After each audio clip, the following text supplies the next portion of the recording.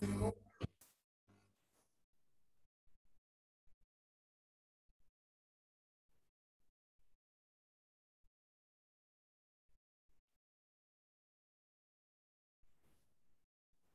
वालेकुम क्लास। वालेकुम अस्सलाम सर। हम लोग यहाँ से कंटिन्यू करते हैं।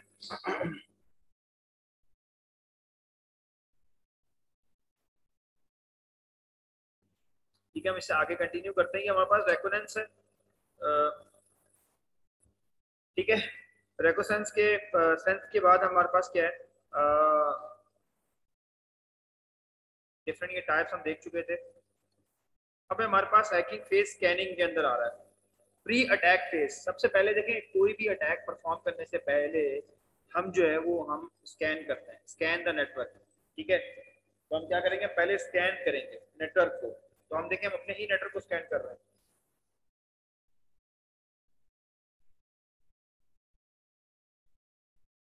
मैं इसकी लैब निकाल लूंगा CEH की, तो उसके अकॉर्डिंगली हम चीज़ों को स्कैन कर लेंगे। ठीक है, अभी वो बिल्कुल प्रॉपर्ली जो है ना वो कमांड्स मेरे जहन में सर नहीं है। ये डेटा नेटवर्क एंड सिक्योरिटी की तो सिर्फ थ्योरी है ना, लैब भी है क्या इसकी? नहीं, इसमें लैब नहीं है। मैं लैब सिर्फ इंफॉर्मेशन के लिए करवा रहा हूँ आपको, ओके ताकि ओके। जो बातें हम कर रहे हैं वो आपको जो है वो मतलब अब प्रेजेंट में भी नजर आए, OT भी नजर आ रही है कि हाँ ठीक है ये बात हम कर रहे हैं तो ये अटैक ऐसे परफॉर्म हो सकता है। ठीक है, तो प्री अटैक फेज में हमारे पास क्या, scan the network. Port scan में क्या हमारे पास, क्या हम पोर्ट्स स्कैन करते हैं, जितनी भी पोर्ट्स, ओपन पोर्ट्स। देखिए इसमें कुछ हमारे पास जो है ना, मैं अब इसमें अगर आप लोगों ने पहले नहीं देखा तो मैं आपको बताया तो।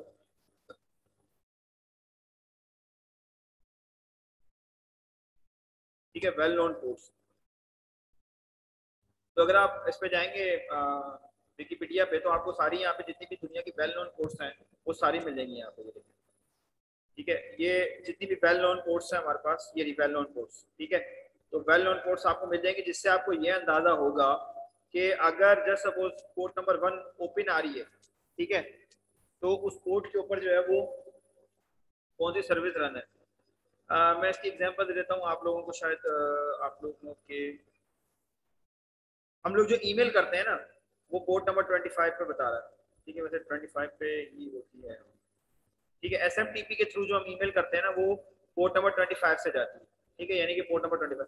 ये जो हमने हुज का प्रोटोकॉल यूज किया ना वो पोर्ट नंबर 43 पे आता है। ठीक है, और भी चीजें हमारे पास जैसे DNS है।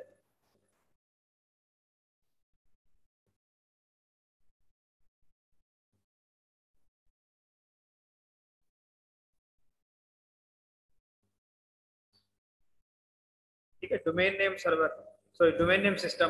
तो ये पोर्ट नंबर 53 पे, ये इसके लिए रिजर्व्ड है। तो वेल नोन पोर्ट्स जो है ना ये रिजर्व पोर्ट्स है। ठीक है, डिफरेंट काम के लिए। तो अगर कोई भी पोर्ट ओपन है तो हमें पता है कि इस पोर्ट के ऊपर जो है ना कौन सी एप्लीकेशन चल रही होगी।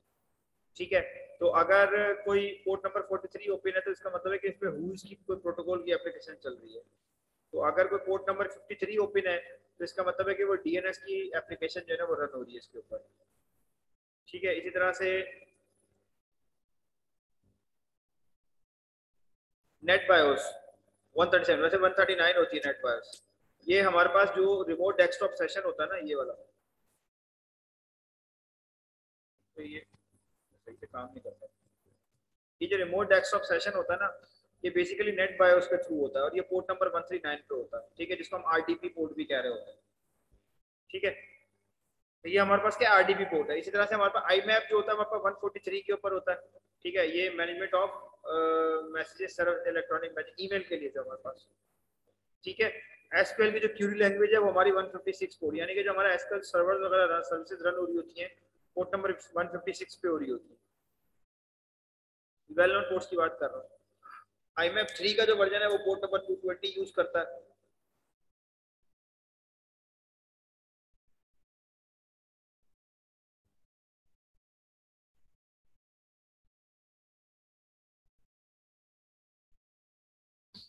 वेल नोन पोर्ट देख रहा हूँ, शायद कोई आपको ऐसी जो आपको पता हो, जो आप नोन हो, जैसे अभी तो मैं बता चुका हूँ कुछ। ठीक है, POP3 है आपके पास। ठीक है, POP3 के लिए जो आपके पास 995 पोर्ट नंबर यूज होता है। POP3 क्या है हमारे पास, पोस्ट ऑफिस प्रोटोकॉल। ये पोस्ट ऑफिस प्रोटोकॉल जो है ना पहले ईमेल के लिए यूज होता था। ठीक है, ईमेल की ईमेल वगैरह में से सेंड किया करते थे। ठीक है, अब तो खैर ICA वो IMAP यूज होता है ज्यादातर, POP3 भी इतना ज्यादा यूज नहीं होता लेकिन ये POP3 के ऊपर आपके पास जाती है। टेलनेट की जो आपकी कमांड है वो चलती है 992 पोर्ट के ऊपर। अगर आपको पता है तो FTP की पोर्ट जो है आपके पास, FTPS की जो है प्रोटोकॉल, वो 989 के ऊपर चल रही है। ये VMware की जो पोर्ट है वो 902, लेकिन ये अनऑफिशियल है। इससे आप देख सकते हैं कौन सी वेल नोन, और ये हमारे पास रजिस्टर्ड पोर्ट्स है, वो तो वेल नोन पोर्ट्स हैं, ठीक है। और ये हमारे पास रजिस्टर्ड पोर्ट्स है। रजिस्टर्ड से मुराद ये है कि इन कंपनीज ने अपने पास रजिस्टर करवाई थी, ठीक है। जैसे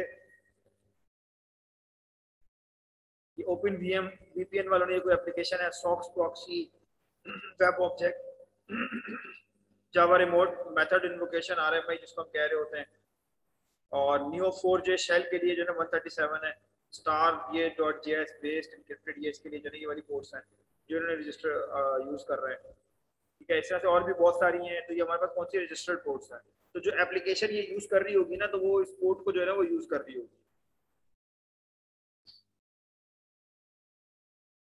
देखिए MySQL डेटाबेस सिस्टम जो है ना वो 3306 पे चलता है। अगर आपने MySQL यूज किया है, मैं आपको दिखाता हूँ। ये MySQL शेल है हमारे पास, इसको ऑन कर लेते हैं। जब तक ये रन होगा तो हम इसको देख लेंगे। यस और नो, मतलब जो हम नहीं यूज कर रहे वो नो है ना? दोबारा बोलिएगा। यस और नो में डिफरेंस ये है, जो हम नहीं यूज कर रहे वो नो है पोर्ट। नहीं नहीं, ये यस और नो जो है ना, ये UDP और TCP की बात कर रहा है।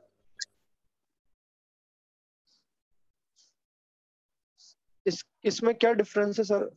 बता रहा हूँ, ये देखें TCP और UDP पोर्ट। तो वो क्या कह रहा है कि IBM, अच्छा सॉक्स प्रॉक्सी के लिए UDP पोर्ट भी रिजर्व हुई हुई है और TCP पोर्ट भी रिजर्व हुई हुई है, यानी कि पोर्ट नंबर 1080 के ऊपर आप TCP की ट्रांसमिशन भी कर सकते हो और UDP की भी कर सकते हो, दोनों प्रोटोकॉल यूज कर सकते हो आप। Okay okay okay okay, got it. ठीक है, कुछ में है कि नहीं है। जैसे वो ये कह रहा है कि अनऑफिशियल का मतलब ये है कि माइक्रोसॉफ्ट क्लेम करता है कि ये मेरी पोर्ट है 1029 जो कि मैं डीकॉम सर्विसेज के लिए यूज करता हूं, लेकिन ये अनऑफिशियली है, उन्होंने कभी इसको ऑफिशियली ऑन नहीं किया। इसी तरह से ये कह रहे हैं कि असाइन तो है, ठीक है इनको, लेकिन ये पता नहीं यूज करते हैं कि नहीं करते UDP पोर्ट इसकी। इनको असाइन हुई भी, इन्होंने खरीदी भी है ये पोर्ट। तो ये पोर्ट्स जो होती है ना आपके पास, ये पोर्ट ओपन होती हैं या पोर्ट आपके पास ये सर्विसेज यूज कर रही होती है, तो आप क्या करते हैं, इन पोर्ट को अटैक बना सकते हैं, ठीक है। मेरे ख्याल में इतना काफी, हम आगे चलते हैं। अनरजिस्टर्ड पोर्ट्स तो आया था, अच्छा ये हमारे लिए बहुत जरूरी है, ठीक है। ये कह रहा है कि the range 41952 contain dynamic or private ports that cannot be registered with IANA, ठीक है।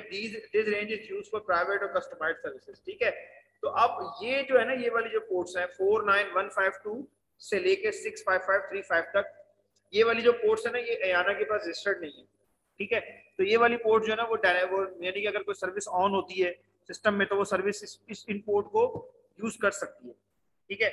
अब वो नीचे उसने बताया कि डायनामिक और प्राइवेट और इफेमेरल पोर्ट्स, ठीक है। तो वो ये है हमारे पास डिफरेंट है, जैसे सर्टिफिकेट के लिए यहाँ से यहाँ तक है ओवर CSM, ठीक है।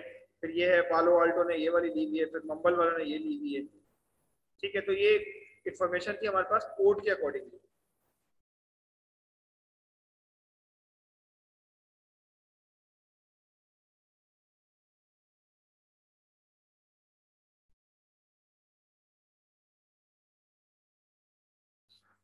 अच्छा, इसके में एक नेटवर्क स्कैन होती है जिसमें पूरा नेटवर्क स्कैन होता है, वो वाली निकाल लेंगे तो उसमें पूरा नेटवर्क स्कैन करेंगे, ठीक है। तो port scanner, is that clear now? I think you all are clear that what is the port scanning. हम पोर्ट को स्कैन क्यों करते हैं भाई? हम पोर्ट को स्कैन, हम पोर्ट को स्कैन इसलिए करते हैं कि हम ये देखते हैं कि जस्ट सपोज पहले मैंने नेटवर्क को स्कैन किया, नेटवर्क स्कैन करने के बाद मैंने देखा कि अगर कोई सर्वर है, जस्ट सपोज कोई नेटवर्क सर्वर है, तो वो नेटवर्क सर्वर है तो उस पर कौन कौन सी पोर्ट्स ओपन है, और वो उसमें अगर कोई एक एप्लीकेशन चल रही है, जैसे सपोज मैं कह रहा हूँ कि जीमेल चल रहा है या कोई ईमेल की सर्विस चल रही है या कोई प्राइवेट एप्लीकेशन उन्होंने ओपन करी हुई है, ठीक है, कंपनी की कोई अपनी एप्लीकेशन है जो पोर्ट के ऊपर चल रही है और वो ओपन पोर्ट है और वो क्या कर रही है, वो लिसन कर रही है, तो मुझे अगर पता है कि उस एप्लीकेशन के अंदर कोई वल्नरेबिलिटी है तो मैं उस पोर्ट के थ्रू उस वल्नरेबिलिटी को एक्सप्लॉइट कर सकता हूँ। Is that clear? ठीक है। अच्छा, उसके बाद है हमारे पास एक्सट्रैक्ट इंफॉर्मेशन, लाइव मशीन्स।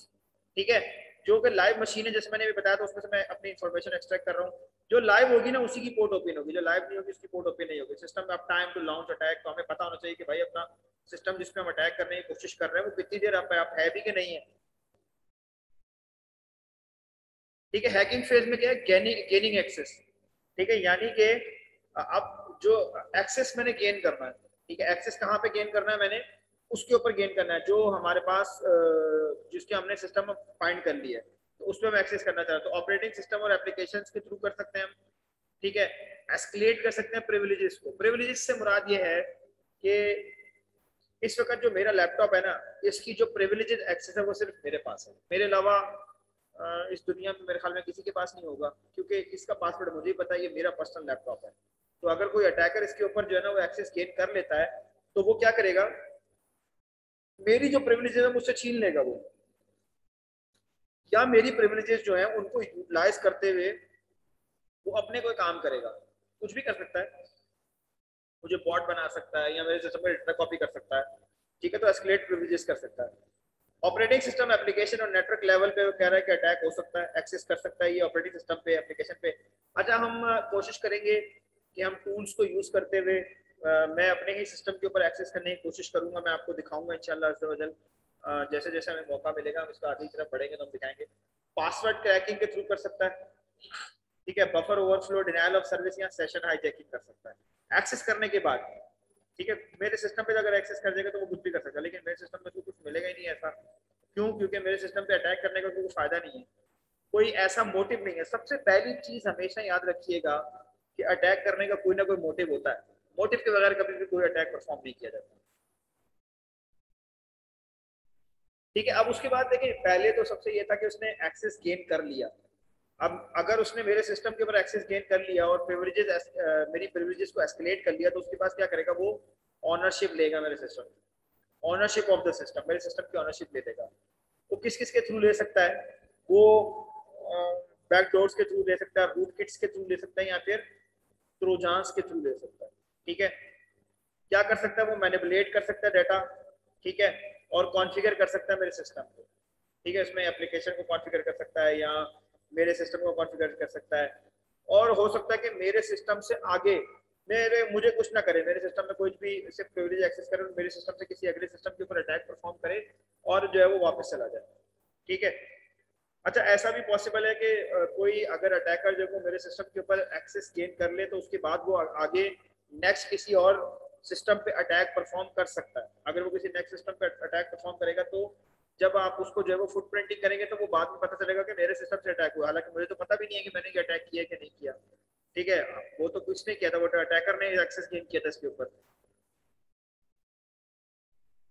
ठीक है, हैकिंग फेज, क्लियरिंग ट्रैक, ये यानी कि जब आप हैक करके निकल रहे हैं, जब अपना अपना वर्किंग कंप्लीट कर लेता है हैकर, तो क्या कहते हैं कि अपने ट्रैक जो है वो क्लियरिंग करता है। हाइड मिलिशियस एक्ट्स, जो भी उसने मिलिशियस एक्ट्स परफॉर्म किए हैं वो उनको करके हाइड कर देगा। कंटिन्यूइंग एक्सेस, या तो फिर वो ये करेगा कि कोई ऐसी एप्लीकेशन रन करके जाएगा कि जिसके थ्रू जो है वो एक्सेस इस पे कंटिन्यू कर पाएगा, या फिर अननोटिस्ड और अनकॉट एक्टिव करके जाएगा, यानी कि कुछ भी कर सकता है। या फिर अवॉइड सस्पिशियस, जो भी चीजें लॉग्स हैं या सिस्टम में एप्लीकेशन है वो सब डिलीट करके जाएगा। आप लॉग्स निकाल सकते हैं सिस्टम के, हम एक काम करते हैं, हम निकालते हैं क्या होता है सिस्टम के, क्या होते हैं यहाँ पे लॉग्स होते हैं, क्या होता है।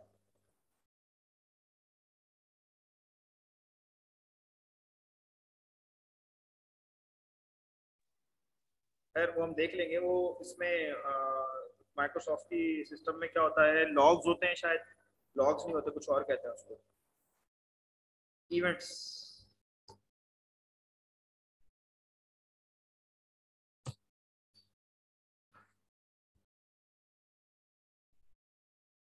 ठीक है, इवेंट, ठीक है, इवेंट मैंने ओपन किया है, भी ओपन हो रहा है, हो जाए तो अच्छा। ये देखें मेरे पास इवेंट ओपन हो गया। अच्छा, ये अपने ना मेरे मेरे सिस्टम पे किसी ने एक्सेस किया, तो उसके बाद देखें वो उसको पता होगा कौन से वाले लॉग्स हैं। ठीक है, अगर जैसे सपोज विंडोज के लॉग्स हैं किसी एप्लीकेशन के हैं, तो हम इसमें आ जाते हैं, हम देख लेते हैं कौन सी एप्लीकेशन के लॉग्स हैं। एकदम थोड़ा स्लो हो गया बेचारे पे, लोड बहुत कर दिया। हम आज के लिए इसको बंद कर देते हैं। मैंने चले आपको थोड़ा बहुत बता दिया इसको, तो एनीवे कर देते हैं और इसको भी हम बंद कर देते हैं।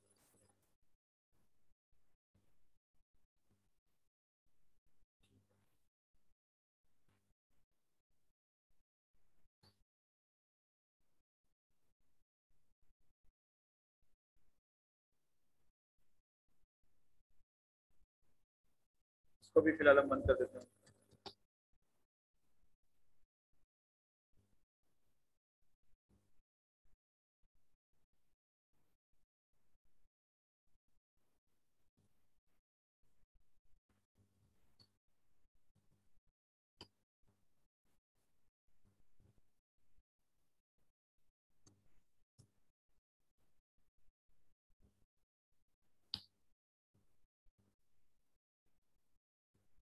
फिर हम ऐसे ही कर देते हैं shutdown। ठीक है, तो हमने शट डाउन कर दिया। अच्छा, उसके बाद हम जा रहे हैं अपने सिस्टम की तरफ। कहाँ पर थे हम? इवेंट में। तो इस वक्त देखें मैंने कौन सा इवेंट परफॉर्म किया है। सिक्योरिटी का इवेंट कौन सा था जो ब्रीच हुआ है? ये जो आपके पास जो अटैकर जब आता है ना, तो वो सारी चीजें इन्फॉर्मेशन लेके आता है। तो ये देखिए ये कौन से वाले इवेंट परफॉर्म हुआ है लास्ट वाला, तो आप इसको देख सकते हैं। Successfully scheduled software protection service for restart. Details आप इसके अंदर जा सकते हैं, इसकी डिटेल में आपके पास आ रहा होगा।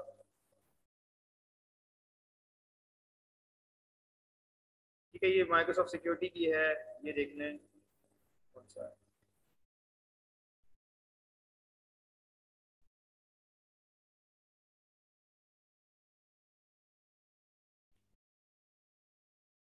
ठीक है, काफी सारे सिस्टम के लॉग्स हैं जो जनरेट हुए हैं।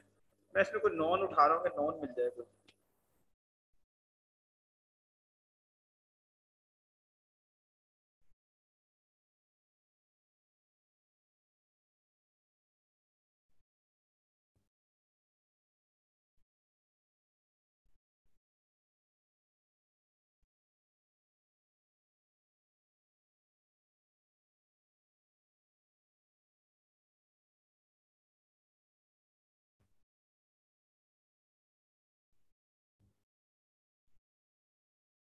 ये देखें, ये मैंने एक लॉग निकाला यहाँ पे। ये मेरे ख्याल में आपको समझ में आ जाएगा, मैंने इसीलिए ओपन किया हुआ है। अगर आप लोगों को समझ में आ रहा हो, ये देखें यहाँ पे क्या लिखा हुआ है कि want to save your changes to computer concept dot XLX. ये मैंने एक फाइल ओपन करी थी, ठीक है। और जब वो फाइल बंद होने लगी ना, तो उसने मुझसे कहा, ये मेरे पास एक इवेंट जनरेट हुआ था, एक डायलॉग बॉक्स, जिसमें उसने मुझे कहा कि क्या आप इसको सेव करना चाह रहे हैं कि नहीं। तो मैंने मना कर दिया था, भाई मुझे सेव नहीं करनी। ठीक है, तो ये उसका देखिए इवेंट जनरेट हुआ। अब आपको समझ में आ रहा होगा थोड़ा कि ये बेसिकली इवेंट्स जो जनरेट हो रहे होते हैं बैकएंड पे, यानी कि जो हम फ्रंट पे काम कर रहे होते हैं वो यहाँ पे होते हैं। तो अब अगर मैं कोई भी काम यहाँ पे परफॉर्म करता हूँ, कोई भी टास्क परफॉर्म करता हूँ, तो बैकएंड के ऊपर विंडोज ना इवेंट जनरेट कर रही होती है। तो ये क्या करता है अटैकर, ये अपने जो है ना फुटप्रिंटिंग वो यहाँ पे क्लियरिंग ट्रैक्स करके आ रहा होता है। क्लियरिंग ट्रैक्स में क्या करता है कि ये इसको डिलीट करता हुआ आ रहा होता है। ठीक है, अब ये देखें, ये दूसरी वाली फाइल, ये देखें, ये सारे जितने भी आ रहे हैं, कुछ चेंजेस किए मैंने, चेंजेस किए, ये सारे मेरे पास जितने भी लॉग्स हैं ये सब बने हुए हैं। ठीक है, माइक्रोसॉफ्ट एक्सेल है हमारे पास, और ये फाइल भी बना रहा है, इसके बारे में बता रहा है ये। ठीक है, और सिस्टम भी बता रहा होगा ये कौन सा है। ये देखें, कंप्यूटर आयान। अगर रिमोटली कोई मुझे एक्सेस करता है, रिमोट से मुराद ये है कि अगर, ये देखिए मैं रिमोट डेस्कटॉप कनेक्शन पे जाता हूँ, तो अगर कोई रिमोटली भी मुझे एक्सेस करके और इसको जो है ना वो मेरे पास इवेंट जनरेट करके चला जाता है, तो यहाँ पे उसका नाम और उसकी आईपी जरूर आ रही होती है। ये भी हम देख लेंगे, अगर इंशाल्लाह हमें मौका मिला तो हम ये भी जरूर देखेंगे। तो ये हमारे पास क्या है, डिफरेंट किस्म के माइक्रोसॉफ्ट के अलर्ट्स हैं। इसी तरह से और भी चीजें हैं। क्लाइंट में आप चले जाएं, एडमिन, वर्चुअल में कुछ भी नहीं है। ठीक है, तो ये आप इसको पढ़ते रहेंगे तो आपको पता चल जाएगा। डिफरेंट फॉरवर्डेड इवेंट्स है, सिस्टम है, सिक्योरिटी है, ये सब है। तो इस तरह से क्या कर सकता है कि वो अपने ट्रैक्स को क्लियर करके जा सकता है।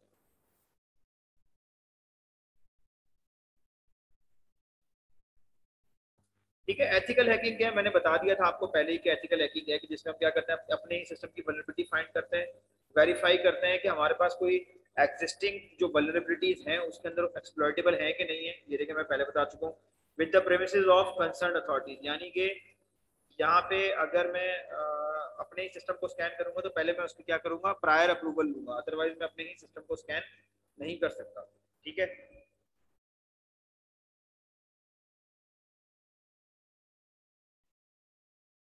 अब एथिकल हैकिंग में क्या करता है, why ethical hacking is necessary, जरूरत क्यों पड़ती है, allow for counter attack against malicious hackers, यानी कि हम पहले से ही काउंटर अटैक के तौर पे जो है ना वो मलिशियस जो हैकर्स हैं, हमारे मलिशियस से बना दिए कि जो हमारे सिस्टम को खराब कर सकते हैं, तो हम पहले से ही उसके लिए काउंटर अटैक के तौर पे रेडी रहें, ठीक है।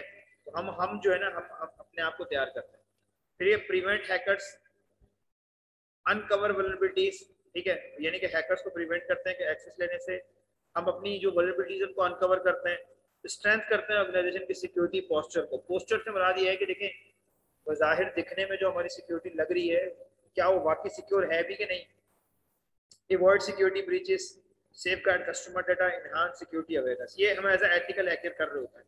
तो एथिकल हैकर वो होता है, देखिए एक होता है हैकर, एक होता है एथिकल हैकर। एथिकल हैकर वो होता है जो कि ये चाह रहा होता है कि हमारे सिस्टम या ऑर्गेनाइजेशन का जो नेटवर्क है या हमारा पूरा जो सिस्टम है वो सिक्योर रहे।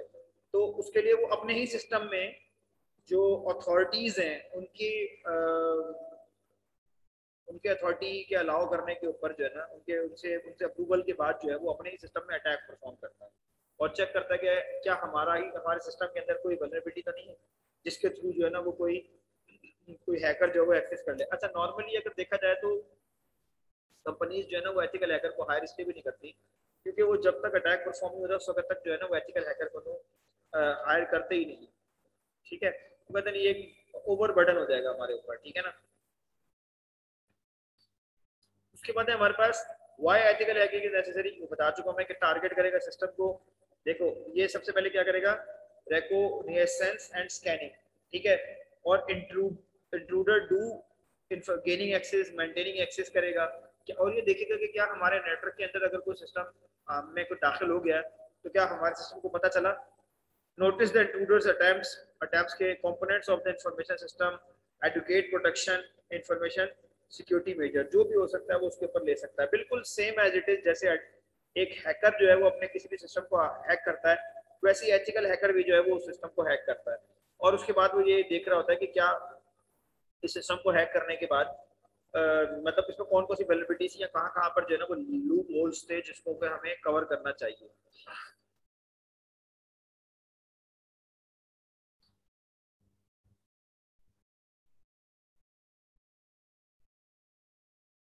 स्कोप क्या है हमारे पास, लिमिट इसका एथिकल हैकर का कि रिस्क असेसमेंट करता है, वो ऑडिटिंग करता है और काउंटर कर रहा होता है फ्रॉड को, ठीक है। रिस्क असेसमेंट के यानी कि वो देख रहा होता है कि अगर मैं इसकी एग्जांपल देता हूँ कि अगर आपसे मैं कहूँ कि आप सख्त सर्दी के मौसम के अंदर विदाउट जो आपकी प्रोटेक्शन है यानी कि आपने अगर उस पर ग्लव्स नहीं पहने, बहुत ज़्यादा कोल्ड वेदर है और आप आउटसाइड जाते हैं विदाउट ग्लव्स पहने हुए और आपने लाइट सी टी शर्ट पहनी हुई है, जीन्स पहनी हुई है और उसमें आप जो है वो बाहर अगर ट्रैवल करना शुरू करते हैं कोल्ड वेदर के अंदर, तो वो कितना रिस्कफुल हो सकता है आपके लिए, कितना हाई रिस्क हो सकता है, ज़्यादा से ज़्यादा क्या रिस्क हो सकता है, ज़्यादा से ज़्यादा ये रिस्क होगा कि आपको ठंड लग जाएगी और आपको बुखार हो जाएगा। इससे ज़्यादा रिस्क क्या होगा, इससे ज़्यादा तो कोई रिस्क नहीं होगा, फ्लू हो जाएगा और बुखार हो जाएगा, इससे ज़्यादा कोई रिस्क नहीं। तो इसी तरह से जितनी भी वल्नरेबिलिटीज है, जो भी वल्नरेबिलिटीज है उसको वो रिस्क असेसमेंट करता है कि यार अगर ये वाली जो वल्नरेबिलिटीज है ये अगर हम इस वल्नरेबिलिटी को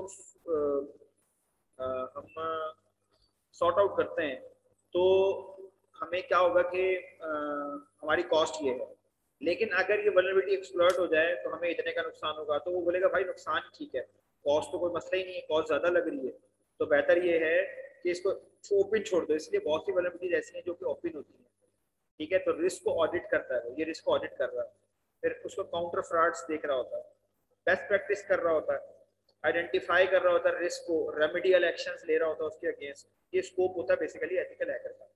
लिमिटेशन क्या होती है, hiring and outside vendor to hack system, ये एक लिमिटेशन है भाई। Why they are hiring an outsider vendor to hack system in the first place? Chance are there would be not be much to gain from the experience, ठीक है। तो ये भी एक बड़ा मसला है कि और जो बाहर से आप बंदा ले रहे हैं तो पहली बात है कि उसके पास पता नहीं इतना एक्सपीरियंस है या नहीं है, और दूसरी बात ये कि आप उसको बिलीव कर सकते हैं कि नहीं कर सकते। अंडरस्टैंड इट्स सिक्योरिटी सिस्टम, ठीक है। एथिकल हैकर को सारा पता चल जाता है कि ऑर्गेनाइजेशन का जो है ना वो सिक्योरिटी सिस्टम क्या है और place the right safeguard to the network, ये लिमिटेशन है उसकी, ठीक है। It is up to the organization to place the right safeguards on the network. ठीक है, ये कहाँ पर किसके ऊपर वो होता है, ऑर्गेनाइजेशन के ऊपर डिपेंड कर रहा होता है कि वो जो है ना वो कितना सेफगार्ड इस पे ट्राई कर सकती है या करना चाह रही है।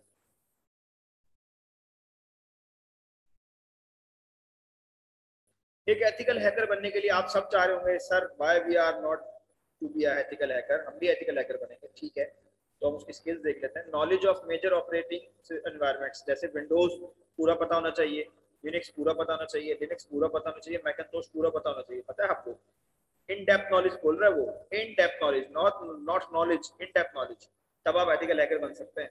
इन डेप्थ नॉलेज आपको नेटवर्किंग कॉन्सेप्ट्स की, टेक्नोलॉजीज और जितना भी रिलेटेड हार्डवेयर या सॉफ्टवेयर है, यानी कि यहाँ पे इसके कहने का मकसद ये है कि जितना भी हार्डवेयर इस वक्त मार्केट में अवेलेबल है आपको पता होना चाहिए, या आपके सामने अगर वो हार्डवेयर लाया जाए तो आप उसका मैनुअल पढ़ के बता दें कि ये हार्डवेयर कैसा है। सॉफ्टवेयर जो उसके अंदर यूज हो रहे हैं, एग्जांपल दे रहा हूँ कि अगर मैं राउटर यूज हो रहा है या स्विच है या गेटवेज हैं या सर्वर्स हैं या डिफरेंट सर्वर्स हैं, जैसे यूनिक्स का सर्वर है, विंडोज सर्वर है। ठीक है, तो ये डिफरेंट सर्वर जो है इनकी नॉलेज होनी चाहिए आपको। अमेजोन क्या यूज कर रहा है, क्लाउड पे क्या चल रहा है, तो एथिकल हैकर बनने के लिए ये सब आपको चाहिए। कंप्यूटर एक्सपर्ट होना चाहिए। ठीक है, अडॉप्ट एट टेक्निकल डोमेन्स। ठीक है, एक्सपर्ट होना चाहिए कि उसको मिनट में टेक्निकल डोमेन्स में ऐड हो जाए।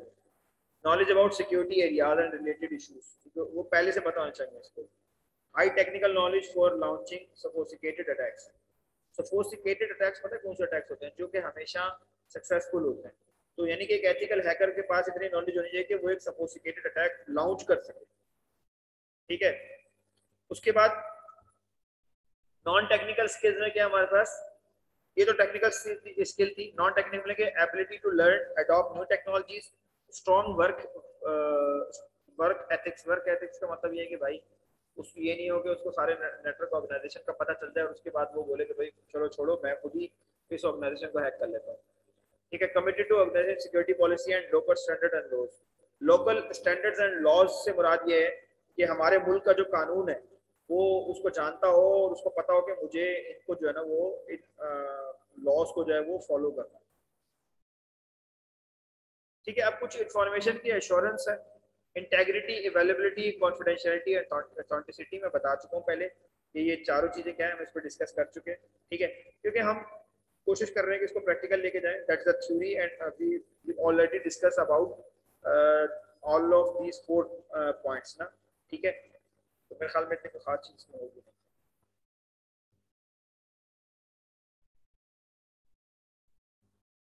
ठीक है, डिफेंस इन डेप्थ का एक ऑप्शन है हमारे पास कि सेवरल प्रोटेक्शन लेयर होनी चाहिए हमारे पास, प्रिवेंट डायरेक्ट अटैक्स। तो जब कभी आपके पास जो नेटवर्क है ना या आपका जो सिस्टम है वो उसमें प्रोटेक्शन की ना कुछ लेयर होनी चाहिए, यानी कि अगर वो जो अटैकर है वो डायरेक्टली ये ना हो कि आपके हार्डवेयर पे जो है वो एक्सेस कर पाए। देखिए इसका मैं आसान एग्जांपल आपको देता हूँ। आपके घर की एग्जांपल ले लेते हैं, मेरे घर की एग्जांपल ले लेते हैं। मेरे घर में जो है ना मेरा एक लैपटॉप है जो कि मेरे घर के वाईफाई के नेटवर्क से, मैं इस तरफ नहीं जा रहा, ये जो बातें लिखी हुई हैं मैं इस तरफ नहीं जा रहा, मैं आपको एग्जांपल से समझा रहा हूँ कि अगर मेरे घर में मेरा एक लैपटॉप है जो मेरे घर के वाईफाई से कनेक्टेड है, तो अगर कोई एक अटैकर आता है तो वो सबसे पहले क्या करेगा, अगर उसको मेरे लैपटॉप की हार्ड ड्राइव में एक्सेस करना है और यहाँ से एक फाइल को कॉपी करना है अपने पास, तो वो क्या करेगा, सबसे पहले उसको क्या करना पड़ेगा, सबसे पहले उसको करना पड़ेगा कि वो जो है वो ब्रेक करेगा किस चीज को, वो ब्रेक करेगा मेरे वाईफाई के पासवर्ड को, या किसी तरह से मेरे वाईफाई के जो नेटवर्क है उसके अंदर एक्सेस करना चाहेगा, तो फिर सबसे पहले तो वो वाईफाई को ब्रेक करेगा, या वाईफाई या मेरे नेटवर्क में इंटर होना चाहेगा। उसका चले इंटर हो गया, उसके बाद ये पहली लेयर ब्रेक करी उसने। अब उसमें दूसरी लेयर क्या है, दूसरी लेयर में मिसाल के तौर पर मेरा लैपटॉप है, तो मेरे लैपटॉप में उसको एक्सेस चाहिए, मेरे लैपटॉप में तो ऐसे एक्सेस हो नहीं सकता क्योंकि मेरे लैपटॉप में तो पासवर्ड लगा हुआ है। और अगर चले नेटवर्क के थ्रू भी वो मेरे लैपटॉप में एंटर होता है तो मेरे लैपटॉप में एंटर होने के लिए उसको कोई ना कोई सॉफ्टवेयर चाहिए। ठीक है, कोई ना कोई एप्लीकेशन चाहिए जो मेरे सिस्टम में या मेरे लैपटॉप में इंस्टॉल होगी। तो क्या होगा कि वो उस फाइल के थ्रू जो है ना या उस एप्लीकेशन के थ्रू क्या करेगा, अपने सिस्टम पे एक्सेस कर पाएगा, मेमोरी प्रिविलेज कर पाएगा। तो इसमें काफी सारी लेयर आ जाती है। यहाँ पे ये बता रहा है कि policy and procedures and aware, physical perimeter, internal network, फिर होस्ट, फिर एप्लीकेशन, फिर आखिर में डाटा, जो मैंने आपको बताया। जैसे इंटरनल नेटवर्क में इंटर हुआ, होस्ट बन गया, एप्लीकेशन के थ्रू डाटा पे पहुंचा और फिर उसको कॉपी करेगा। तो ये काफी सारे लेयर्स हैं, ये नहीं कि डायरेक्टली आपने इसको ओपन छोड़ा हुआ। तो इसीलिए माइक्रोसॉफ्ट विंडोज 10 के अंदर ये एक पॉलिसी है कि आपके पास कभी भी रिमोट एक्सेस जो है वो विदाउट पासवर्ड आप जो है ना वो कनेक्शन बना नहीं सकते। तो जो रिमोट डेस्कटॉप है नेट बायोस, इसमें पहले ही होता था कि ये विदाउट पासवर्ड भी हो जाता था। ये जो मैं आपको बता रहा हूँ, ठीक है, ये जो मैं आपको बता रहा हूँ, ठीक है, तो इसमें आपके पास क्या है, आप रिमोट एक्सेस नहीं ले सकते पहले जब तक आपके पास पासवर्ड ना हो। तो अगर मैं इसको कनेक्ट करने की कोशिश करूंगा तो ये बोलेगा भाई पासवर्ड की तरह, पहले पासवर्ड मांगेगा, ठीक है। तो रिस्क क्या है हमारे पास, वेरी वेरी इंपॉर्टेंट स्लाइड, आप लोग इसको जरूर समझिएगा, इसको छोड़िएगा नहीं, वैसे तो सब कुछ समझ रहे हैं आप लोग। रिस्क क्या है हमारे पास, अनसर्टेनिटी, यानी कि आपको लग रहा है कि ये हो सकता है, तो किसी भी काम में अनसर्टेनिटी है, दैट्स द रिस्क। अगर जैसे सपोज मैं इसकी आसान एग्जांपल देता हूँ कि अभी जैसे मैं कोई बाइक चला रहा हूँ और वो रोड जो है ना वो पेव्ड है, मतलब पेव्ड रोड है और उसमें कह लें कि आप नेल्स वगैरह भी हैं और कचरा भी पड़ा हुआ है, पेव्ड रोड है तो कुछ भी हो सकता है। तो देखें एक अनसर्टेनिटी रिस्क है ना उस पर चलाना, इंस्टेड ऑफ ये जो आपका कोल का जो रोड है, जो एक कंप्लीट रोड है, उसके अगेंस्ट अगर आप एक पेव्ड रोड पे चलाते हैं तो देखिए रिस्क हो गया ना आपके लिए, कि आप सोच रहे हैं कि यार ये अनसर्टेनिटी एक सिचुएशन है, मे भी पॉसिबल है कि मेरी बाइक जो है वो पंक्चर हो जाए, ठीक है, तो उस ये एक अनसर्टेनिटी सिचुएशन है। फिर उसके बाद हमारे पास प्रोबेबिलिटी, लाइक्लीहुड एंड कॉन्सिक्वेंसेज और इम्पैक्ट ऑफ द रिस्क, ठीक है। लाइक्लीहुड क्या है हमारे पास, इम्कान, यानी कि किसी भी रिस्क का कितना इम्कान है कि वो जो है वो थ्रेट में तब्दील हो जाएगा। तो अगर जैसे सपोज मैं एग्जांपल दूं कि आप एक अच्छे रोड से, एक कंप्लीट रोड से जब आप पेव्ड रोड पे आते हैं तो मेरे ख्याल में और वो पेव्ड रोड अगर तो कांटों भरा होगा तो आपका जो लाइक्लीहुड है वो बढ़ जाएगा। तो आप ये कहेंगे नहीं सर ये जो है ना लाइक्लीहुड बढ़ गया, तो इसका मतलब है कि यहाँ पे ज्यादा इम्कान है कि मेरी बाइक पंक्चर हो जाए। तो देखें लाइक्लीहुड बढ़ गया, तो दैट इज द लाइक्लीहुड। तो फिर कॉन्सिक्वेंसेस उसके इम्पैक्ट के, कि उसका इम्पैक्ट क्या पड़ेगा। अगर मेरी बाइक पंक्चर हो जाए तो क्या होगा कि मैं टाइमली कहीं पहुंच नहीं पाऊंगा जहाँ मुझे जाना है, और दूसरा ये कि मुझे पैदल चलना पड़ेगा तो मेरा टाइम वेस्ट होगा, मेरी एनर्जी वेस्ट होगी। और एक और चीज कि अगर मैं एक फिनिश रोड पे चला रहा होता तो शायद मैं जल्दी पहुंच जाता, लेकिन मैं यहाँ से एक तो लेट पहुंच रहा हूँ, फिर मुझे कॉस्ट भी बेयर करनी पड़ेगी क्योंकि मुझे मेरी बाइक पंक्चर हो गई है तो उसमें मुझे पंक्चर भी लगवाना है। तो दैट इज द इम्पैक्ट, ठीक है, इम्पैक्ट ऑफ द रिस्क, ठीक है। तो एक रिस्क था उस पेव्ड रोड पे जाना, उस रिस्क का हमने इम्कान देखा, कॉन्सिक्वेंसेस देखे और इसका फिर इम्पैक्ट भी देखा हमने। तो दैट इज द थीम कि हम हमारे पास जो हम कहते हैं कि यार ये जो रिस्क है हमारे पास, जो वल्नरेबिलिटी का जो रिस्क है उसको हम देख रहे होते हैं कि उसमें कितना इम्पैक्ट पड़ेगा अगर ये वल्नरेबिलिटी जो है ना वो एक्सप्लॉइट हो जाती है या इस वल्नरेबिलिटी को हम छोड़ दें। तो रिस्क लेवल्स है हमारे पास एक्सट्रीम और हाई, मीडियम, लो, ठीक है। Immediate measure should be taken to, यानी कि एक्सट्रीम और हाई रिस्क वो हैं जो कि हमें जिन पे फौरन एक्शन लेना है, मीडियम पे वो है कि इतना अर्जेंट नहीं है, लो पे तो हम कहते हैं छोड़ो रहने दो, टेंशन वाली बात ही नहीं है। तो प्रोबेबिलिटी क्या है हमारे पास, 1 to 20%, 21 to 40%, 41 to 80, ये हमारे पास क्या प्रोबेबिलिटी है। लाइक्लीहुड क्या है कि इनसिग्निफिकेंट, ठीक है, तो वेरी हाई प्रोबेबिलिटी है, इनसिग्निफिकेंट, लो, माइनर, मीडियम। कॉन्सिक्वेंसेस क्या हो सकते हैं इसके, हाई, मेजर, सीवियर, ठीक है।